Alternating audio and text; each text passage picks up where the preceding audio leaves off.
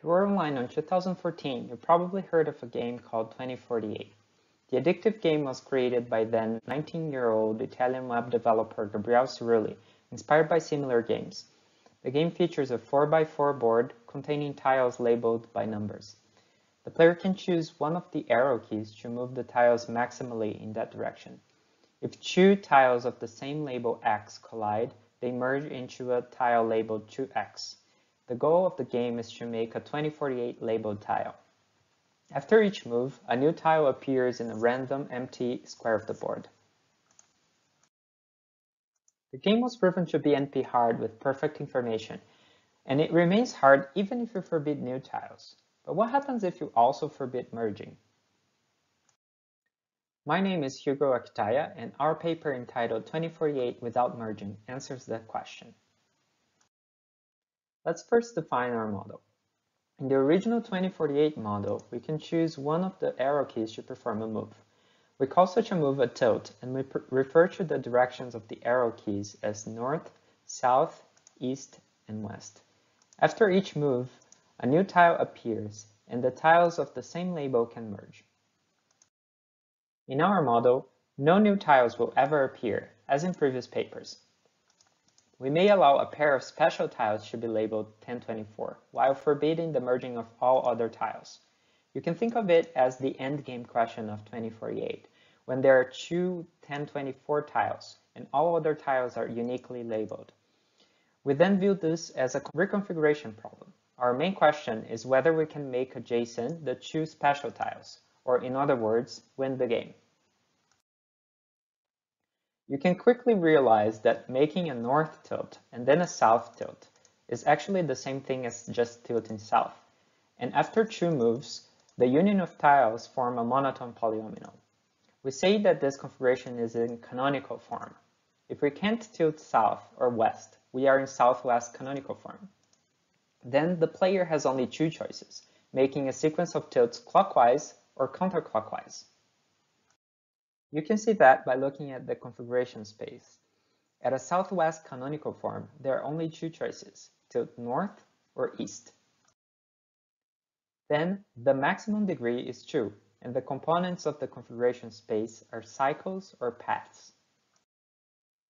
If we focus only on southwest canonical forms, we see that a sequence of 4 tilts induces a permutation of the tiles. We can decompose these permutations into cycles that we call permutation cycles. For example, the red tile can cycle between those 3 positions, while the yellow tile stays put. We are now ready to present our results. First, we give an algorithm that solves our main question. It runs in time linear to the number of tiles in the board, lowercase t. Then we show exponential upper and lower bounds on the maximum size of the configuration space relative to the number of tiles. Finally, we show that there can be large permutation cycles containing all tiles. In other words, all tiles can cycle through all possible positions. Let's start with our algorithmic question. As we've seen before, after the first 2 moves, the player has only 2 choices, and the problem becomes one-dimensional. We could just simulate the tilts following a path in the configuration space, searching for a desired configuration where the special tiles are adjacent, but that could take a long time. To be more efficient, we focus on permutation cycles of the southwest canonical forms. We can repeat our algorithm a constant number of times to account for different first 2 moves, clockwise or counterclockwise direction, and different canonical forms. The main idea of our algorithm can be stated in these 2 steps. We first compute the permutation cycles C1 and C2 containing the special tiles. The permutation can be computed in linear time by simulating the 4 tilts. Then, we can use the cycles to check all possible relative positions of the special tiles. The number of these relative positions is the least common multiple of the sizes of C1 and C2. Because the size of the cycles is at most t, the LCM is at most t squared, and this step can take at most quadratic time. We can do better by realizing that there are only a linear number of places where the special tiles can meet. We can check whether they meet at a specific position in constant time using number theory. That leads to a linear runtime for this step. Then the whole algorithm runs in linear time.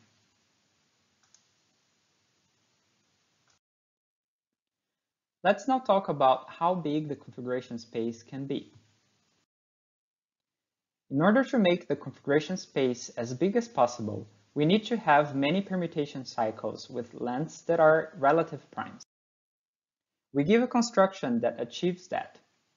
It is defined as having 3/4 full of tiles, and the northeast quarter is full of tiles below its main diagonal. The nice thing about this construction is that it has clearly defined layers that don't mix. We order the layers from inside to outside. We prove that each tile moves by k around its layer, where k is the rank of the layer.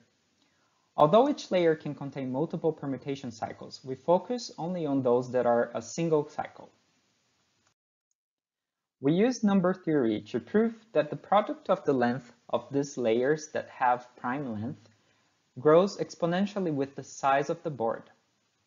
This shows that the configuration space can be at least e to the power of omega square root of t. We also obtain an upper bound on the size of the configuration space. As we've seen before,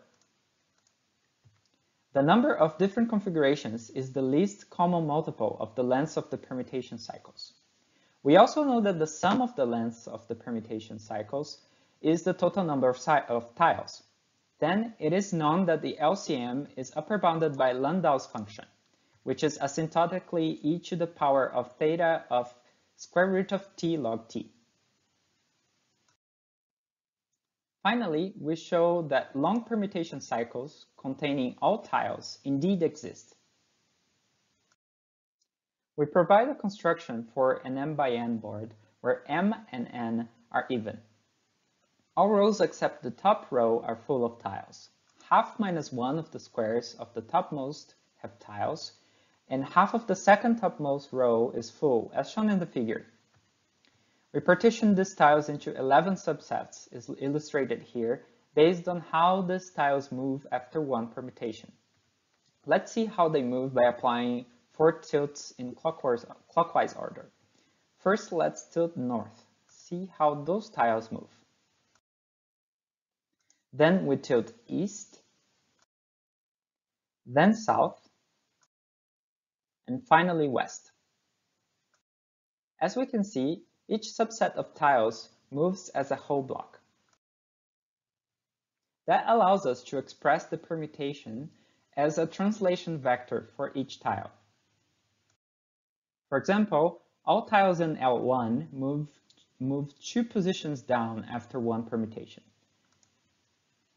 Note that this function already implies the permutation cycle. We have to show that this cycle actually contains all tiles. We do that by an algorithm based on our translation vector.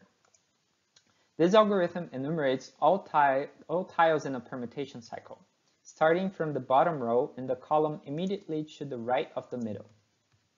We show that counting the number of outputs in this algorithm results in the total number of tiles. That concludes our results. We conclude this talk with open problems. We presented bounds on the maximum size of the configuration space. Both of them are exponential, the upper and lower bounds, but they differ by a square root of a log factor in the exponent. Can we close this gap? Apart from the specific constructions, we don't know much about the structure of the permutation cycles.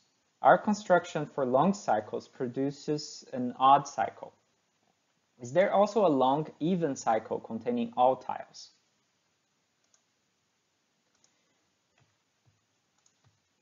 On a more general note, can there be many cycles that are all adjacent to each other? Although the cycles are not planar, our intuition is that the cycles can't mix arbitrarily. There are many ways we can generalize our algorithmic question. First, If we have more than 2 special tiles, if k is the number of special tiles, applying our algorithm to each pair of special tiles would give a k squared times t bound. Can we beat the k times t bound? Lastly, how about higher dimensions? Note that our configuration space would not be one-dimensional anymore, and our techniques don't seem to apply.